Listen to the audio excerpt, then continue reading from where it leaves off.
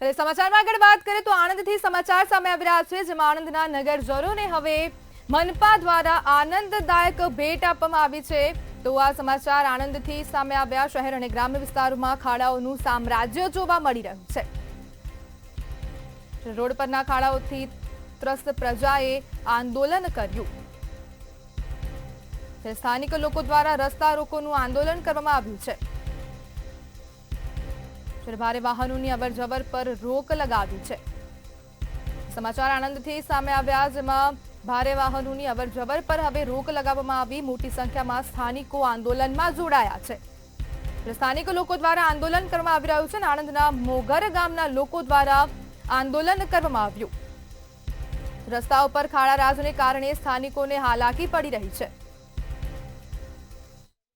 થતા જ રોડ પર ખાડાઓ આ ગુજરાતમાં આમ વાત થઈ ગઈ છે, પરંતુ આ જ ખાડાઓ સામે આજે મોગરની જનતાએ બાયો ચડાવી છે। મોગરની ઘણી મહિલાઓ આપણી સાથે ઉપસ્થિત છે। આપણે સીધા મળીને જાણવાનો પ્રયત્ન કરીશું શું સમસ્યા। ઘણી બધી રોડની સમસ્યા છે। અહીંયાથી આવતા જતા વાહનોને બહુ તકલીફ પડે છે। છોકરાઓને સ્કૂલે મૂકવાની જે વાન આવે છે તેમાં વાન પહેલાં આવતી હતી, 3 આવતી હતી, હવે વાનવાળા બી ના પાડે છે કે અમે ત્યાં નહીં આવીએ, તો અમારે જાતે છોકરાઓને મૂકવા આગળ જવું પડે છે। હવે વીજના થાંભલા અહીંયા નજીક છે, હવે કોઈને કરંટ લાગ્યો, કોઈના છોકરાને કંઈક તકલીફ થઈ, કંઈક થયું તો શું કરીશું અમે। અને આ રોડની તકલીફ તો એટલી બધી વચ્ચે મોટી મોટી ટ્રકો તો એટલી બધી જાય છે અહીંયાથી, તેનું કોઈ એ જ નથી। ગર્ભવતી મહિલાને શાકમાં મહિલાઓને તો ઘણી બધી તકલીફો છે કે ક્યાંય નીકળી જ નહીં શકાતું, અને રાત્રે બી અહીંયા સાપ ને બધું જ ફરે છે, તો અમારે કઈ રીતે અહીંયાથી જવું। રોડની કેટલા સમયથી તકલીફ છે અને કેટલી વખત આપના દ્વારા રજૂઆત કરવામાં આવી? 1 વર્ષથી તકલીફ છે। રજૂઆતો ઘણી બધી કરી છે, પણ એનું કોઈ નિરાકરણ નથી। કોઈ જોવા આવવા પણ અહીંયા નથી કોઈ આવવાવાળું। હું કેમેરામેનને રિક્વેસ્ટ કરીશ કે આપને આ દ્રશ્યો બતાડે। આ જે રોડ છે તે રોડની ગુણવત્તા પર અનેક સવાલો આજે મહિલાઓએ ઉઠાવ્યા છે, ત્યારે અનેક મહિલાઓને ગર્ભમાં પણ ક્યાંક ને ક્યાંક સમસ્યાઓ થઈ હોય તે પ્રકારેની પણ માહિતી સામે આવી રહી છે।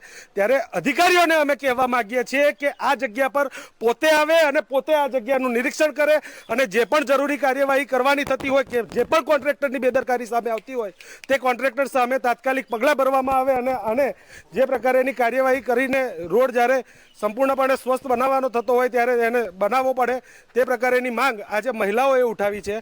ત્યારે અમે અધિકારીઓને પણ કહેવા માંગીએ છીએ। અત્યારે અહીંયાના પૂર્વ સરપંચ આપણી સાથે ઉપસ્થિત છે, આપણે તેમને મળીને જાણવાનો પ્રયત્ન કરીશું કેટલા સમયથી આ સમસ્યા। લગભગ વધારે તો 1 વર્ષ છે, પણ 1.5 વર્ષ ઉપર થઈ ગયું। જિલ્લા પંચાયતમાં રજૂઆત કરી, સરકારમાં રજૂઆત કરી, સંકલનમાં મેં પ્રશ્ન મોકલાવડાયો છે, પણ એનો કોઈ નિરાકરણ નહીં આવતું।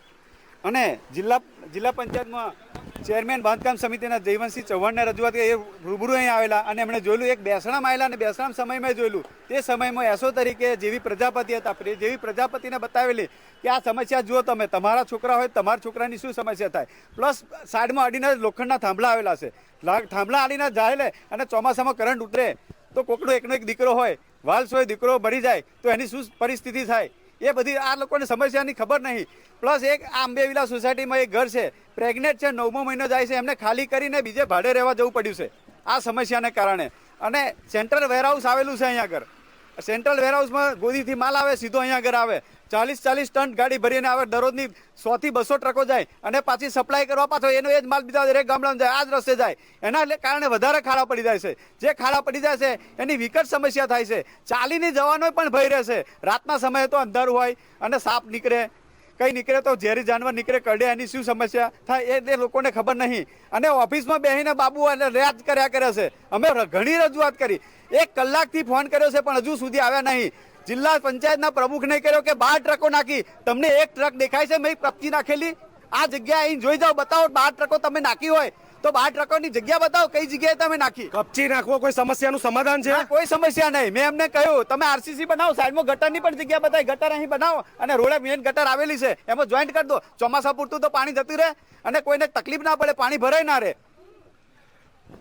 તો જે પ્રકારે અહીંયા સ્થાનિકો પાસે મળીને આપણે જાણવાનો પ્રયત્ન કર્યો છે, હાલ સમગ્ર મામલે મોગરની મહિલાઓએ મોરચો સંભાળ્યો છે। સપન પટેલ, મંતવ્ય ન્યૂઝ, આણંદ।